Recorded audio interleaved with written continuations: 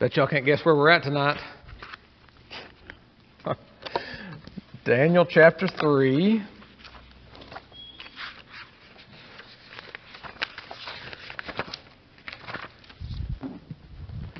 And we got down to, I believe it was around verse 15, 16, somewhere around in there.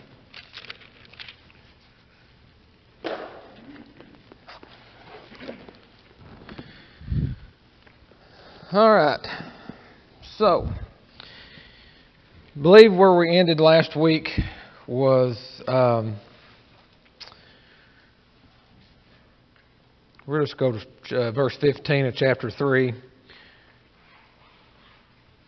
where Nebuchadnezzar has asked Shadrach, Meshach, and Abednego, basically, if he's given them a second chance to bow down and worship this image, this idol that he has made. And he says, but if you do not worship, you shall be cast immediately into the midst of the burning fiery furnace. And who is the God who will deliver you from my hands? We looked over at Exodus chapter 5. And Pharaoh, chapter 5 and verse 2.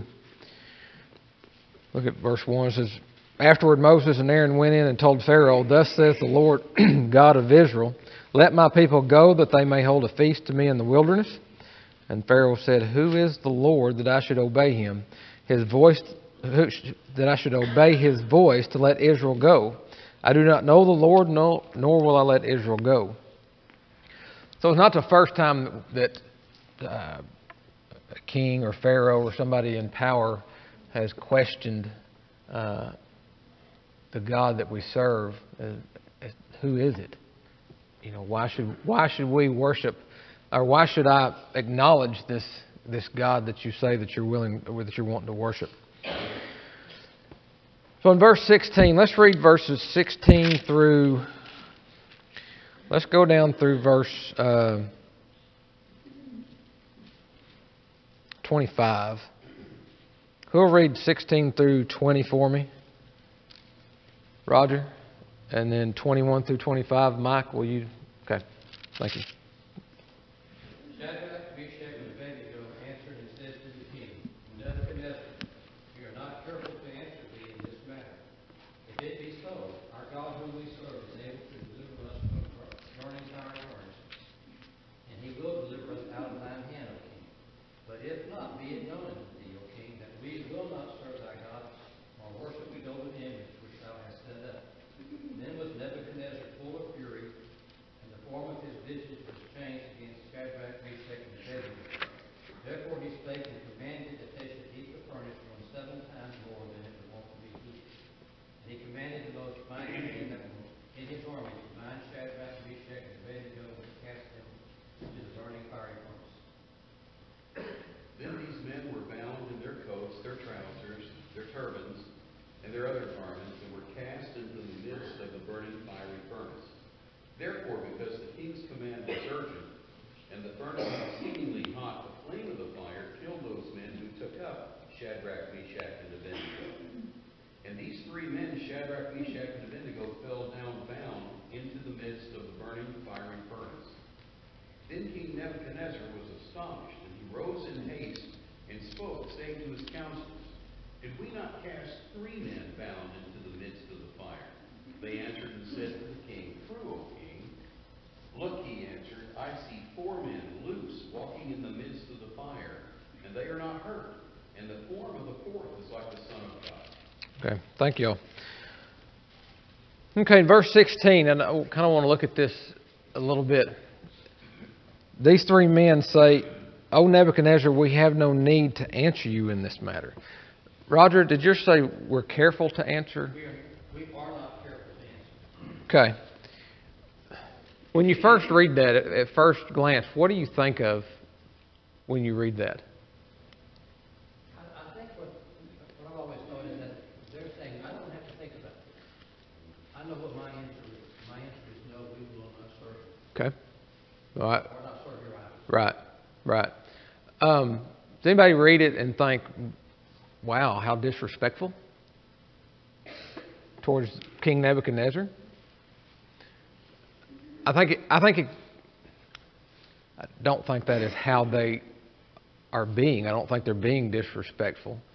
But I think it's something that people could read into. If somebody said that to us, we would probably take it that way. Summer? Could it not be that they knew that Nebuchadnezzar already knew which God they served, and they were just kind of Yeah, around to that without saying it? it could be. Given what he has commanded, as far as that you're supposed to worship, I think he possibly could have forgotten that was who they served, that they wouldn't do this, or maybe he thought that they had moved on and that they would. That's a possibility, Summer. I hadn't thought about it from that standpoint. But I don't think it's disrespectful, but it's in a very direct way, like Roger said, is we're not going to do this. There's no doubt. There's nothing. I don't want to leave any. We kind of sometimes beat around the bush to give an answer sometimes. It's like, well, I don't really think I should, or they were just, no, we will not do this. We don't have to answer you on this. We're not going to serve your God. Should it be that they didn't have to go through the whole process of the plan and the heart and going on for them to fall down? They say, we're not going to answer you this way. We're just going to say, no, we're not going to do it. Just say, yeah. Just say, The whole thing is just in there. yeah. Y'all just wait. Don't waste your breath. We're not going to do it anyway. So let's just move on to what you said is going to happen. That's a possibility. The other thing I think that it's saying is that they're telling us, says, Nebuchadnezzar, by proclaiming that we have to serve this God or worship this God or face punishment, you're overstepping your bounds.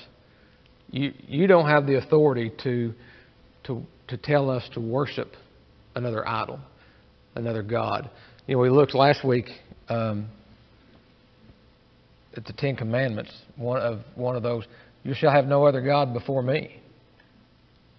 And so that's something I think that he's letting them know. Said, we have a commandment from a greater person than you, and you don't have the authority to say things from them. Roger. And the prophets had told some of them that go into captivity and serve. It will be better for you.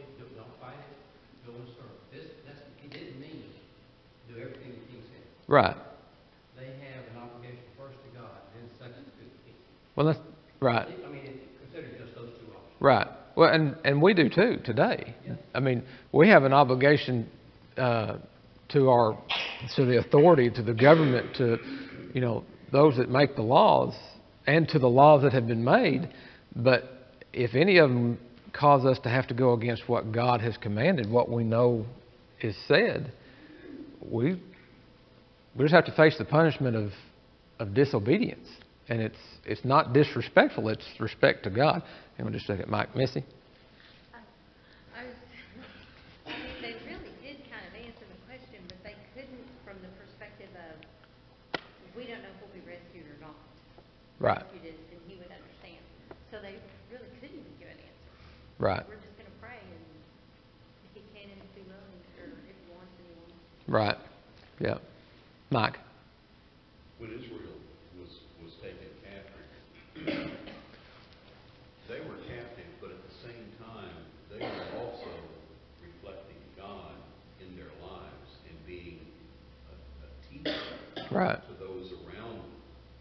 So, yes, they were captive, but at the same time, they were still serving God, even though they were captive. Yes. And they had no right. God didn't give them a pass when they became captive and said, just go on and do Yeah. what they to do. So, they were still serving God, even as a captive. Right. Same thing, and again, that goes into the same thing that we are today. Many of us that work outside the home, we work around people that are not the greatest people to be around. But that doesn't mean that we should just dive off and act like they do just to get along. We should separate ourselves from them to be that light, shining light of what God has commanded us to do. Any other comments or questions? All right, 17 and 18. It's one of those. In this case, I truly don't think that these three men knew what was going to happen. I don't think that they knew they knew that they were going to be faithful and obey God, not worship this idol. But I don't think they had a clue whether God was going to protect them or, let them die. But either way, regardless, death was not going to scare them. Not in the aspect of what they knew was to come.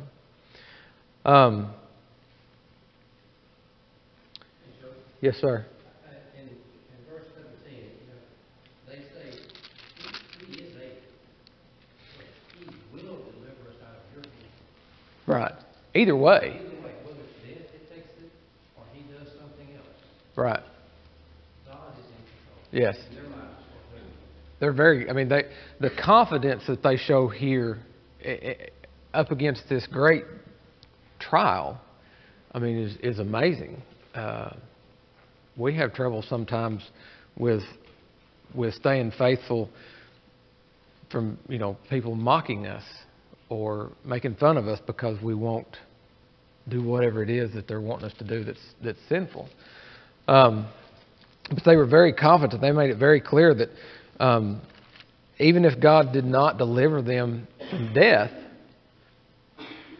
they still wasn't going to change their mind, even if death was what had happened. It says that He will deliver us from your hand, like Roger said. It didn't matter. They were going to be free from Nebuchadnezzar one way or the other, whether it was God delivered them from the fire and it proved to Nebuchadnezzar that he was out of his jurisdiction of command, or they would perish and God would take care of them. Yes, Mona? I think it's interesting that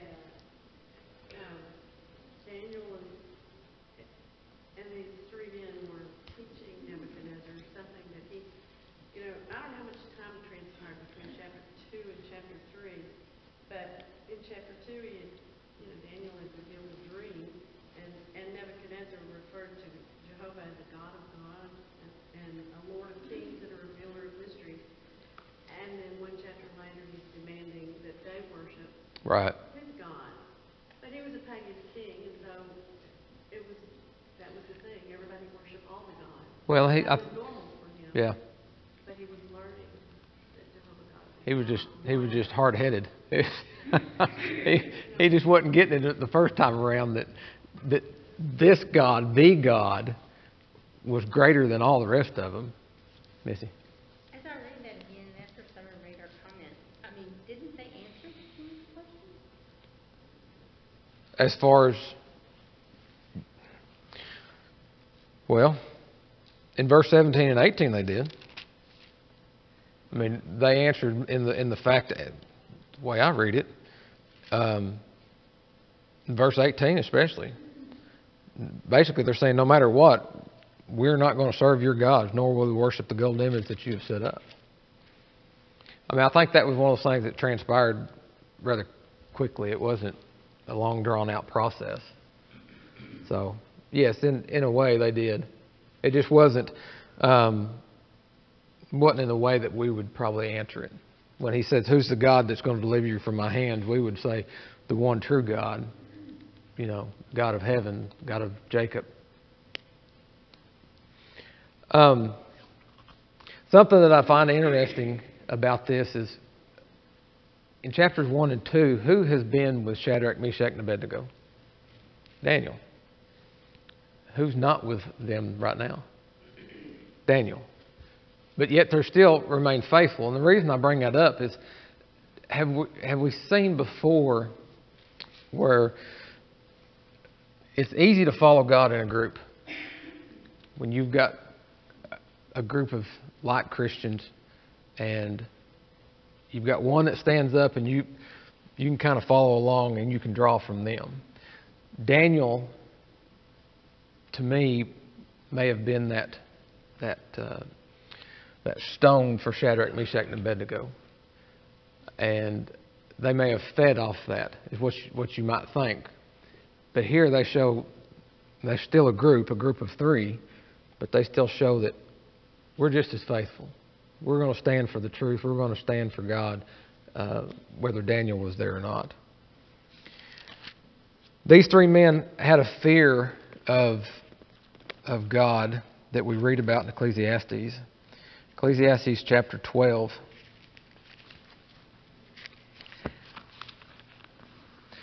Chapter 12, we'll read verses 13 and 14. It says, "Let us hear the conclusion of the whole matter.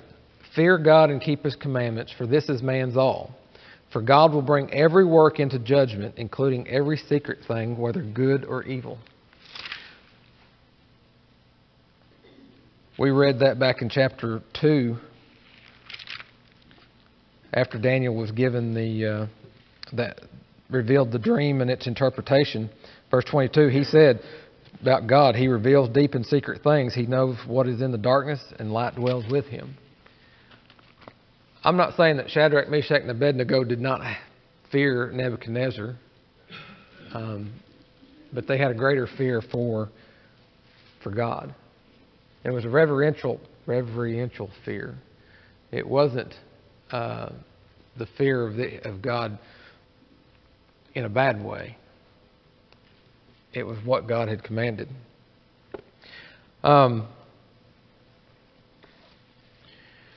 They said in verse 17, it says, "He will deliver us from your hand, O king." God will deliver them.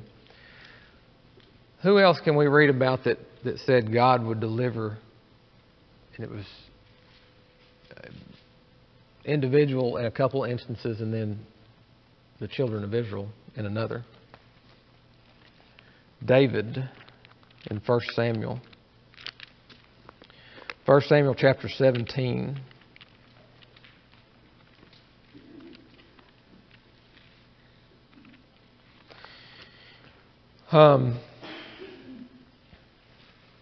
Here where David goes up against Goliath, or is fixing to. In verse 37, David said, "The Lord who delivered me from the paw of the lion and the paw of the bear, He will deliver me from the hand of this Philistine." And Saul said to David, "Go, and the Lord be with you." So God was going to deliver David. He already had from the lion and the bear, and He would from Goliath. But what did David have to do? I mean, he had to serve God. He had to be faithful. Just like these three men, and they had to continue to be faithful to God. They knew that He was able and could, but there was something that they had to do, wasn't there? They had to worship Him and remain true. I want to read from one of the commentaries of the one on from Dan King. He also wrote the workbook. Let me find that part again. 260. I'm on the wrong page.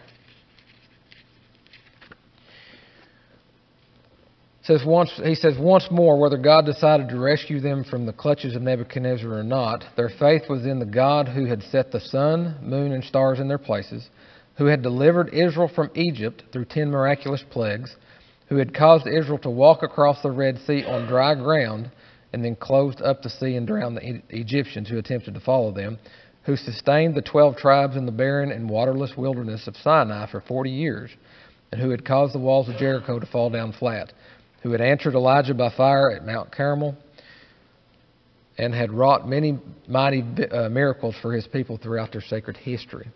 Such a God was fully capable of delivering these three faithful men from the hands of any human ruler. So that was something that Shadrach, Meshach, and Abednego knew. God had done all these things. He was fully capable. They had no doubt. Okay. So after this, we read in verse 19, not the first time, again, Nebuchadnezzar was full of fury. He was just mad. It says the expression on his face changed toward them. So, what do you feel like that means? His face changed towards them. I don't think so. I don't know how much he was smiling before, because he was mad that I think he even had to go through dealing with this. But I think whatever smirk he might have had, because he thought he had him. I truly think that Nebuchadnezzar thought he had him over a bucket. In this case, he had him over a furnace. But whatever smirk he had whenever they said, "We're not going to serve your God. We're not going to bow down," I think it went to that whole, the red face, veins popping out, blood pressure skyrocketing. He was extremely mad. Roger? Bear in mind that this is happening with all those dignitaries around. But as you read through this, they're all there when this thing happened. So Right. This was a public execution for him. Mm-hmm. But it's also a public rejection of him. Yes. Not me. And I think that's probably one of the, it's of his rejecting his God, but it's also a defiant rejection of him. Rejecting his authority. Their God. Yeah. It's one of those that whether they meant to be disrespectful in what they said is we don't have no need to answer you. Those that were in the audience and Nebuchadnezzar himself very well could have taken it that way. It's one of those. In his mind, he's probably thinking, "How dare you stand up to me? I'm such a great and I'm powerful, and you're being so defiant.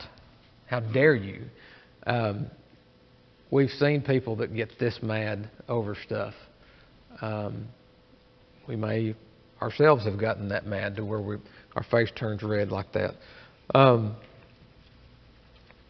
But what he does next, I think we can take this as a good lesson of why we shouldn't lose our cool like this. What does he do next? After he's full of fury, what does it say there in the last part of verse 19? What did he command his men to do? Heat it 7 times. And you said 1 7? That's what the King James is, 1-7. Yeah. What I read was basically it's like saying 1 times 7, so it's still 7 times. But hotter than it was, what I read, what it was supposed to be. So I'm going to ask this question, and it's kind of obvious, but what was the point of the furnace? What was the point of it burning and throwing somebody in there? What was it supposed to do? Well, it was supposed to intimidate them, but I mean, was it supposed to be quick? They're supposed to suffer. I mean, that's part of the intimidation in my mind is, I'm going to be thrown in this fire, and it's not like I'm going to die instantly.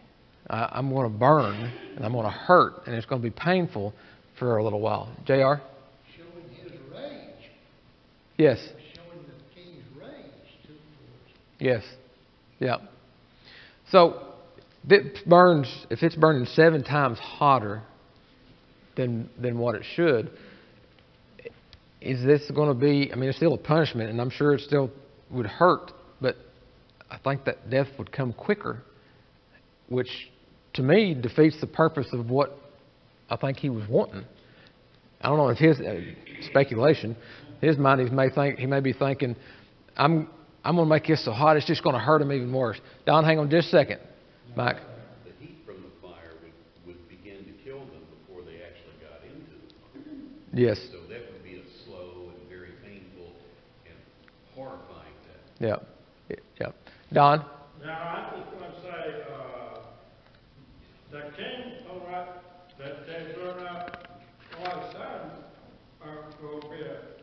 So when he put it 7 times more, he thought he could watch them burn up, and they never did. They went in that fiery furnace, and they didn't get on fire, or they didn't do anything, so never heard or didn't know what to think. I know it. That's right. The other thing that he did, by heating this thing up 7 times of what it normally was, he ended up killing some of his own men because of it. It says in verse 20, he commanded certain mighty men of valor. Does anybody have a different rendering of that? Okay. Valiant warriors. Let's see. Sorry.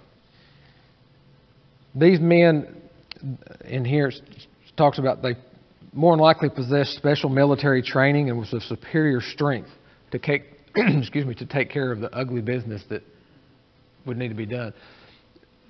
Again, this goes to my thought of another reason why to keep your cool.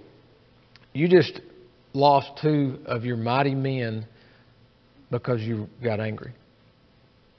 And why did he, it's pure speculation, but why did he choose these men?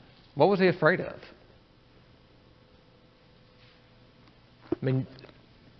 You would have to think that if he chose mighty men, strong men within his army, he might have thought something was going to happen. In order to get that close to the furnace, there would be intense heat.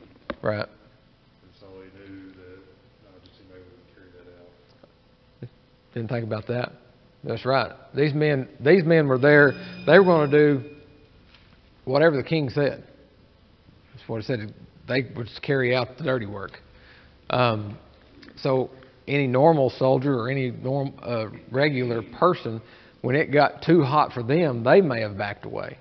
I'm reminded of 9/11 incident where the fire and the heat was getting so intense, people were jumping off the roof because they knew that there was Right. It was a quicker way. Yeah. They knew they were going to die. They just didn't want to burn. Right. Yeah. Some of the speculation was that that maybe they thought that they had some kind of mystical powers, magical arts that they would try to get away, or that they would start possessing some inordinate physical strength that would any normal soldier wouldn't be able to keep them from getting away. But he bound them. It says they were bound, verse 21, in their coats, their trousers, their turbans, and their other garments, and were cast into the midst of the burning fiery furnace. These men had come to this dedication in their ceremonial clothing. Generally, what happened to prisoners that were put to death? What did they do with their clothing? Jesus, they took his clothes off of him. They took his clothes. One of the things that I read is they were stripped naked. That's humiliating, isn't it? Especially in front. Most of the time this was done in front of crowds. It was humiliating to be exposed that way. Again, Nebuchadnezzar, in his infinite wisdom here, just left them on. I guess they thought it would make it hurt more. Maybe that stuff would be burning and would cause more pain. More than likely, it would have, again, caused death to come quicker because of all the burning. Any questions or comments? Catherine? In this book it says that clothing was to limit their movements when they put out the burning process. Yep. Yeah, their hands were bound. Because they had their clothes on and Yep. coat. Yep. Hat, the whole 9 yards. They had come.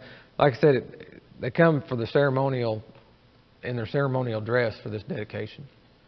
So,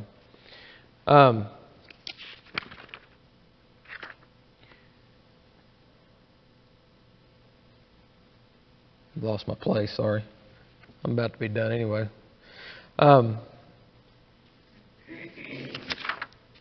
In Matthew chapter 27, that's where we read that they took Christ's clothes.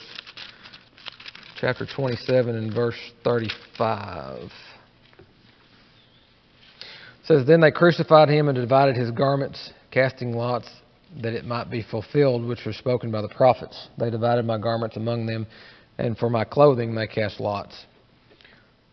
So the Lord was, it doesn't say he was completely naked, but from the things that I've read, more than likely he was. So very humiliating to be done that way.